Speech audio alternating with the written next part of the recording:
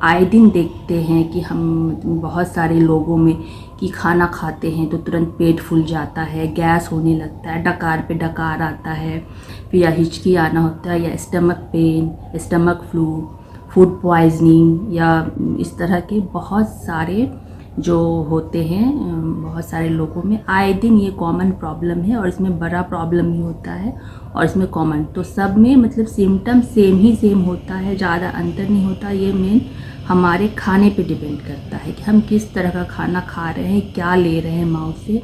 आखिर आज हम जानेंगे कि ये हम ऐसा क्या होता है, हमारे स्टमक में ये क्या प्रॉब्लम हो जाता है कि इस तरह का प्रॉब्लम क्रिएट होता है। इसके तह तक जानने की कोशिश करेंगे ये क्यों होता है। सबसे पहले हम स्टमक के बारे में समझेंगे। तो ये जो स्टमक का जो लेयर होता है, मेनली जो स्टमक का स्ट्रक्चर होता है वो 4 लेयर में होता है। तो मेनली उसका सबसे जो इंटरनल लेयर होता है वो बहुत ही मेन होता है इस इन्फेक्शन के लिए, क्योंकि वो वहीं पे हमारा फूड जाता है, उसी लेयर में हमारा फूड टच होता है। और जो स्टमक जो होता है बहुत ही उसमें एसिड होता है, एसिडिक जूस बनता है।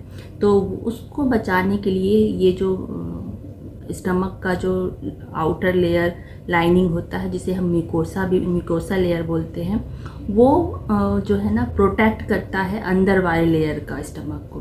तो अंदर वाले लेयर में जो वो एसिड का जो असर है अंदर वाले लेयर में नहीं जाने देता है, जिसके कारण हमारा जो स्टमक है तो वो स्ट्रॉन्ग होता है और वो अपना फंक्शन सही से करता है। क्योंकि अंदर वाले लेयर में भी ब्लड वेसल्स है, मसल्स जो हमारे फूड को मसलने में काम करता है। तो ये सबको हेल्दी रखेगा तभी ये काम अपना कर पाएगा। तो ये आउटर लेयर जो म्यूकोसा होता है ये बहुत ही इम्पॉर्टेंट होता है। और ये लेयर जो होता है इसका हमेशा ग्रोथ, इसमें टिश्यू बनते रहता है, नया आते रहता है और पुराना जाते रहता है, तो जिससे वो हेल्दी भी रहता है। तो इसको हेल्दी रहने के लिए कुछ ना कुछ चाहिए। तो इसको मेनली चाहिए फाइबर फूड, और जैसे विटामिन B2 और B12 मेनली इसके ग्रोथ में बहुत मायने रखता है, म्यूकोसा की ग्रोथ में, जो स्टमक का आउटर लेयर है, लाइनिंग लेयर जो है। तो यहाँ पे यही है कि ये हेल्दी होना चाहिए। तो ये हो गया मेनली स्टमक का जो इंटरनल लेयर का स्ट्रक्चर होता है म्यूकोसा के बारे में। तो अब हम जानते हैं कि इसमें किस तरह का इन्फेक्शन होता है। हमारे स्टमक में मेनली 5 टाइप का इन्फेक्शन होता है जिसके कारण हमें ये सब प्रॉब्लम होता है। पहला है गैस्ट्रोटाइटिस। इसमें क्या होता है, सूजन टाइप का होता है, उसमें फूल जाता है, लाल लाल चकत्ता हो जाता है स्टमक के लाइनिंग में जो म्यूकोसा होता है। तो उसमें तो जिसके कारण जो एसिड है वो उसमें लगता है, तो उसमें पेन होता है और हमें फील होता है कि हमें दिक्कत हो रहा है, और वो हमें जलन की तरह लगता है या फिर उल्टी की तरह, इस तरह से फील होता है। और दूसरा है पेप्टिक अल्सर। पेप्टिक अल्सर में क्या होता है, तो वही म्यूकोसा लेयर जो है उसमें थोड़ा घाव की तरह कर देता है।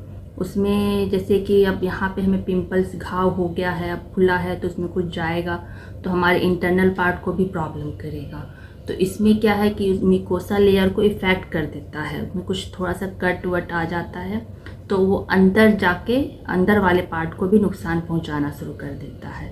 तो ये थोड़ा ज़्यादा दिक्कत देता है। ये जो मेनली होता है, ये दोनों, एक बैक्टीरिया है हेलिकोबैक्टर पाइलोरी। ये बैक्टीरिया जब हमारे बॉडी के अंदर आ जाता है तो और हमारे स्टमक में चला जाता है, और स्टमक और ये मेनली स्टमक और ये हमारा जो स्मॉल इंटेस्टाइन ड्यूडेनम, वहाँ तक ये इन्फेक्शन इसका रहता है। तो इस बैक्टीरिया जब हमारे बॉडी में आ जाता है, तो ये बैक्टीरिया हमारे बॉडी में कैसे आता है, तो ये बैक्टीरिया हमारे बॉडी में मेनली जो होता है, ये हमारे फूड जो होता है वो पॉल्यूटेड होता है, दूषित होता है, उस टाइप का जो फूड लेते हैं तो उससे होता है, या फिर इंसानों से भी फैल सकता है। अगर जो इन्फेक्टेड पर्सन है उसके वोमिटिंग में या स्टूल में, और हमारे जो सलाइवा होता है उसमें ये प्रेजेंट होता है। तो अगर जो इन्फेक्टेड पर्सन है, तो वैसे पर्सन के बीच हम हैं या उसके साथ हम खाना पीना खा रहे हैं, तो वो जो बैक्टीरिया है हमारे अंदर आ सकता है। तो और ये बैक्टीरिया करता क्या है, तो ये जो बैक्टीरिया है ये यूरिया एंजाइम प्रोड्यूस करता है। जिसके कारण जो हमारे स्टमक का जो ये होता है एसिड होता है उसको वीक बना देता है और उसमें वो आराम से सरवाइव कर पाता है और धीरे धीरे वो टिश्यूज़ को खाता है, यानी कि उसका जो म्यूकोसा लेयर है उसको खाने लगता है।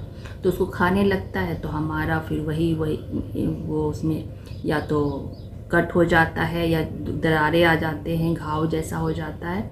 तो इस तरह से इसमें प्रॉब्लम होता है और जिसके कारण हम जो खाना खाते हैं तो उसका एसिड वीक हो गया, तो जिसके कारण हमारा खाना नहीं पचता है सही से और या तो लूज मोशन हो जाता है या उल्टी होकर निकल जाता है, वो डायरेक्ट चला जाता है स्मॉल इंटेस्टाइन बिना पचे हुए, फिर चला जाता है लार्ज और वो दस्त के रूप में आता है या उल्टी के फॉर्म में स्टमक से हमारे माउथ से बाहर फेंक देता है या फिर हमें गैस या कुछ तरह का वो हमें प्रॉब्लम देने लगता है। और तीसरा है इरिटेबल बाउल सिंड्रोम IBS, यानी कि ये जो होता है हमारे नर्वस सिस्टम यानी हमारे ब्रेन से होता है, यानी इसमें हम जब स्ट्रेस में होते हैं, टेंशन में होते हैं तो एक अलग तरह का हार्मोन रिलीज़ होता है जो कि हमारे डाइजेशन के लिए सही नहीं होता, हमारे स्टमक के एसिड को और बढ़ा देता है और हमारे डाइजेशन को स्लो कर देता है, जिसके कारण खाना हमारा नहीं पचता है और हमें लगता है कि हमारा पेट भरा भरा है। हम खाना थोड़ा सा ही खाते हैं तो हमारा पेट भर जाता है, हमें भूख नहीं लगता है। तो इस तरह का प्रॉब्लम इसमें आता है। चौथा है गैस्ट्रोएंटेराइटिस। ये जो होता है ये जनरली वायरस या पैरासाइट जो वर्म होते हैं वो सब जब हमें अटैक करता है या बाहरी जो वायरस के थ्रू वायरल फ्लू पेट में चला जाता है या इन्फेक्टेड फूड चला जाता है तो उसके कारण इसके कारण हमें स्टमक में पेन होता है, खाना नहीं पचता है या हमें बहुत तरह की पेन होती है स्टमक में। ये हमारे बाहर जो इन्वायरमेंट है वो हमारे नोज़ के थ्रू भी आ सकता है, हमारे फूड के थ्रू भी आ सकता है और ये हमारे स्टमक को इन्फेक्ट कर सकता है। तो मेनली ये हमारा जो वायरल फ्लू होता है उसके थ्रू हमारा, जैसे रोटा वायरस इसका एग्जाम्पल है, इसका वैक्सीन भी आता है अब तो इस तरह का जो इन्फेक्शन होता है इसमें होता है। और पांचवा है गैस्ट्रोएसोफेगल रिफ्लक्स डिजीज़। तो ये मेनली जो हमारे एसोफेगस और स्टमक के बीच जो मिलता है और उसमें जो एक वाल्व होता है बंद हो जाता है, मेनली वहाँ पे ये ज़्यादा प्रॉब्लम क्रिएट करता है। तो उसमें क्या होता है कि हम जो खाना खाते हैं या एसिड जो है हमारे स्टमक का वो बाहर आ जाता है, हमारे माउथ में आ जाता है, एसोफेगल में आ जाता है। तो जब इस तरह का जब होता है तो इसमें इसी टाइप का सिम्टम्स होता है कि हमारा एसिड बाहर आ जाता है और हमें जलन सा फील होता है, चेस्ट में जलन सा होगा या गले में जलन सा होगा या माउथ में अजीब सा लगेगा।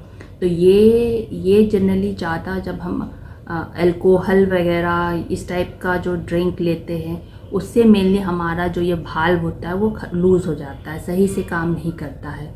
तो मेनली ये 5 टाइप के प्रॉब्लम्स हैं जो कि ये अलग अलग तरीके से हमें हमारे स्टमक को नुकसान पहुंचाते हैं, हमारे डाइजेस्टिव सिस्टम को नुकसान पहुंचाते हैं, जिसके कारण हम जो भी खाना खाते हैं वो हमारा सही से नहीं पचता है, या तो हमारे स्टमक में ही रह जाता है या अगर स्मॉल इंटेस्टाइन में गया भी तो वहाँ से भी वो एनर्जी के फॉर्म में नहीं टूटता है और हमें भारी भारीपन लगता है, हमारा पेट फूल जाता है गैस जैसा। अगर ये छोटा मोटा है शुरुआती है तो नॉर्मल हमें ऐसे ही लगता है तो फिर उसमें हम एंटीबायोटिक वगैरह लेते हैं या हम डॉक्टर को दिखाते हैं तो हम जनरली ठीक हो जाते हैं। और यही जब बड़े सिम्टम्स में हो जाता है वो जो बैक्टीरिया वगैरह है वो अच्छे से हार्म कर देता है हमारे बॉडी को, तो वो थोड़ा दिक्कत हो जाती है।